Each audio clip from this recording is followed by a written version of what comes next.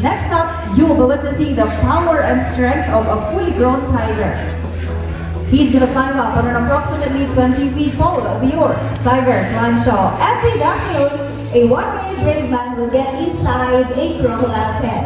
Good news, I'll be needing one from you na makakasama niya sa loob ng kulungan ng mga buhaya. Volunteers? No, just messing with you. Joke lang po yun. Gawin yun. Talaga ba? Tinignan nila. That'll be your crocodile feeding frenzy show. And this afternoon, our crocodiles are dancing. Yes, you heard it right. That'll be your crocodile dancing show. And syempre, we are bringing you closer to your friendly animals. Friendly, when I say friendly, I meant a Burmese python, a baby sa order crocodile, and a white cockatoo. And that is all for free. That'll be your wildlife encounter interactive show. I don't think so. I said, are you ready? Yeah! Let's meet the first endangered animal, the second largest eagle here in the Philippines. There she is. Come on in. Hilda! Hilda, mga kaibigan, is a white-bellied sea eagle. Scientific name, Haliaeetus leucogaster. Leucogaster is from the two Greek words. Leukos meaning white, and gaster means belly. That's a white-bellied sea eagle. Because they are commonly found in the coastal areas. Malapit sa dagat in India, Sri Lanka, all throughout Southeast Asia, and of course, here in the Philippines.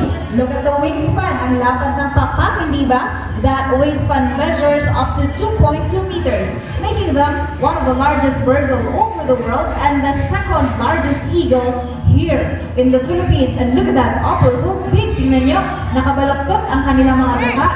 Because they are carnivores, they are using those beak to pierce the meat of their prey. And their claws, ang kuko ng agila, we call them talons. Their talons is so strong that it can crush a monkey's head and even your bones. Kaya sabi ko kanina, do not in any way attempt to touch them. Alright? There you have it mga kabigan. Let us say bye. Palakpakan naman natin.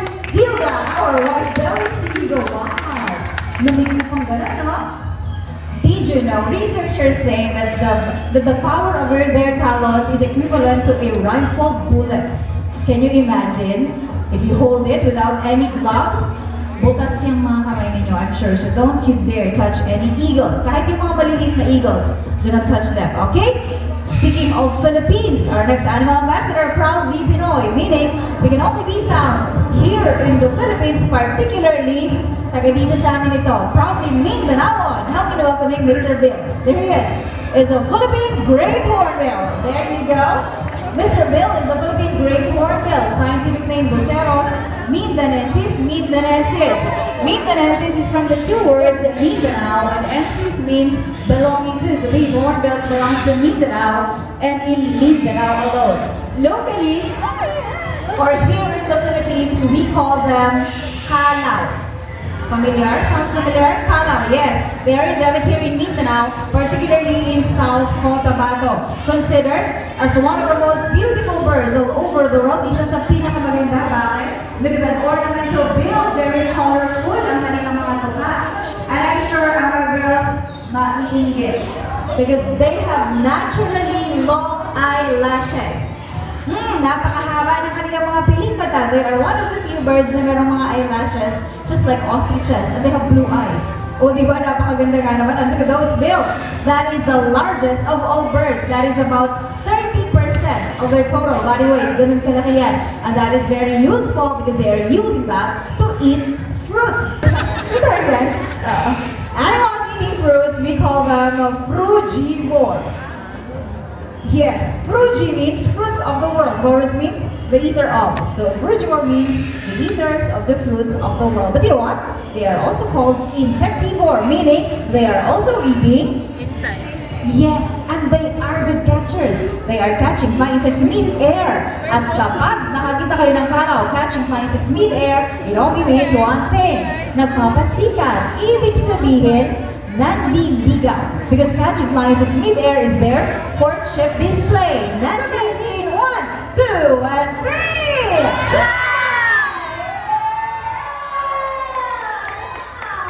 Indeed, he's a good catcher. Not only mag-catch ng lumilipad na insekto. Actually, Kuya here is throwing fruit off in the air. Say, that fruit is a flying insect. Gusto mo ba natin ng isa pa? Yes! Sige, we'll do this another one. Okay. Let's do this once again. In 1, 2, and 3. Of course. See? That's 2 out of 2. Perfect catch. Well, ginagalingan talaga nila, not just because that is their natural behavior, but because catching flying insects mid-air is a competition. Yes, a competition between male hornbills. Paramihan na nagka-catch ng mga flying insects. The more insects a male hornbill catches, the more chances of winning a female hornbill's heart. Ganun lang kasimple. Okay? Sino may pinakamarami nagka-catch ng mga flying insects, yun ang sinasagot ni Ate Girl. And if they already have a partner, they stick together their whole life. We call them monogamous. Mono means One. one. Gamos means partnership. Marriage, iisa lang ang kanilang partner sa kanilang buong buhay. Sana all. Mapapasana all ka na lang talaga. Buti mo sa kalaw, may? Ay, napakalakas naman. May forever nga ba? Sa animal ambassador, our adorable Scopy. Come on out, Scopy. Scopy? Ay, hindi yan. Ay, Diyos ko lang. Nagulat. Ikaw naman kuya, kapag nandyan lang pala si Scopy. At si Scopy ay isang Scops Owl. Come on out, buddy. There he is. Look at that. Hi. Aba, good morning. Oo, bagong gising. Scopy is a Scops Owl. They are endemic in the Philippines, matatagpuan sa Pilipinas. Well, most of you haven't seen him because they are masters of camouflage. Magaling mag-camouflage. They are using that to find their food in the wild. At the same time, that is a defense mechanism. Ginagaya nila ang kanilang environment, okay? Para makalayo sa kanilang mga predators. And of course, owls are nocturnal animals. Ibig sabihin, they are active during nighttime to find for their food. And during daytime naman sila nagpapahinga. Look at those eyes. Ang laki ng mga mata. Ito po, itong tingnan nyo. Ito. Ang laki ng mata, hindi ba? But did you know, large as it seems, those eyes are not so useful. Why? Because their eyesight is tubular, meaning straight ang kanilang paningin. They cannot roll their eyes just like us humans. Diba tayo? We can see on our right, left, up, down, or we can roll our eyes. Them, they can do that. But instead, they are rotating their head. Buong ulo naman, mas malala. Up to 270 degrees without breaking a bone. Lang yun. Oh, anyway, let's meet our next animal ambassador. This time, it's a flying mammal. Flying mammal, flying mammal, flying mammal. It's a bat. In Tagalog, we call them paniki. Magagaling siya dito sa area na to. There he is. Hi there, buddy. And he's gonna show you his flight ability. Pasok, pasok! And off he goes! Look at that! Ang laking bat. Oh, dili na a bat. Sa mga Bisaya, that's not a bat. Okay? It's a flying fox bat. From its name, they look like a fox. But of course, they are bats. Tinatawag din silang fruit bats. Because their diet consists of fruits. Prutas lamang po ang kinakain ng ating mga flying fox. Okay? Matatagpuan sila dito sa Pilipinas, and some of them can be found also in other countries. They are the largest species of bats based on their wingspan. Sa lapad ng pakpak, pinakamalaking species ng bats sa buong mundo. And did you know, their wings is not only used for flying, hindi lang sa paglipad. Because during hot seasons such as today, their wings serves as a fan. Pamaypay, they are fanning themselves para palamigin. And during rainy season naman, those wings serves as an umbrella. Payong naman na kanilang nasisilungan o the very useful wings, hindi ba? And did you know, these kind of bats that do echolocation. Alala niyo pang science nyo? Echolocation is a system where insect-eating bats emit a high-frequency sound to locate their prey. But these kind of bats don't do that. Why? Because their diet are fruits, and fruits are stationary. Hindi gumagalaw. So they don't need echolocation to find their food back in the wild. And they are good pollinators. Magaling mag-pollinate ng flowers, and their favorite, durian flowers. Taga Davao siguro to. Mahilig sa durian. Tama? Anyway, palakpakan natin once again. Babay na tayo kay Batman, our flying fox bat. Ang lapad ng pakpak, hindi ba the largest species of bats based on their wingspan? Did you know?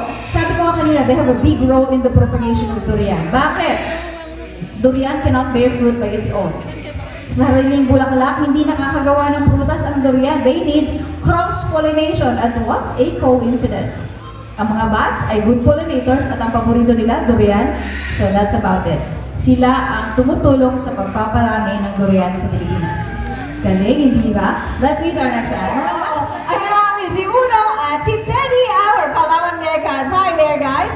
Teddy and Uno, these two are Palawan Bearcats. Scientific name Arctictis binturong, commonly known as binturong, endemic in Palawan, here in the Philippines. Well, did you know, tinatawag silang Bearcats because they can stand using their two hind leaves na katulad ng mga grizzly bear. At ipapakita ni Uno yan mamaya. But as for the moment, ipapakita ni Teddy ang isa sa kanilang natural behavior. At na siya, getting ready, bitaw, there you have, wow! Tingnan niyo yan, sabi ko nga, they are like monkeys. They have prehensile tail. Look at that. Nakakapit yung kanyang tail dun sa puno. Sabi ko nga, ginagamit nila in climbing up or down the trees. At eto naman si Uno, he's gonna show you bakit sila bearcat because of that. They can stand using their two hind leaves na katulad ng mga grizzly bear. Okay, if you're wondering, bakit mas maliit si Uno? Because Uno is a sub-adult and this one here is a fully grown bearcat, si Teddy. And did you know, yung kanilang mga white whiskers, o diba, natural po yan. Puting-puti ang kanilang mga whiskers. And that white strip above the ear, that is a distinct feature for our Palawan Bearcat. Si Uno kumakain ng, what is that? It's a saging. That's not their favorite though. Because they are omnivores. Kumakain sila ng fruits. Kumakain sila ng rodents, lizards, snakes, flowers even. Oo, ang kanilang paborito, rambutan. Ay, nako, paano kaya sila kumakain ng rambutan? But yeah, they can consume up to 2 kilos of rambutan in a day. Can you imagine? Haharapin mo ba yun sa kainan ng rambutan? Hindi siguro, no? 2 kilo. Oo. O, pabalik-balik. Exercise ka, Brad? Oo. At pansinin ninyo kanilang balahibo. Did you know, each strand ng kanilang fur has a white tip. Para naka-highlights. That is a definitive feature for our Palawan Bearcat. Once again,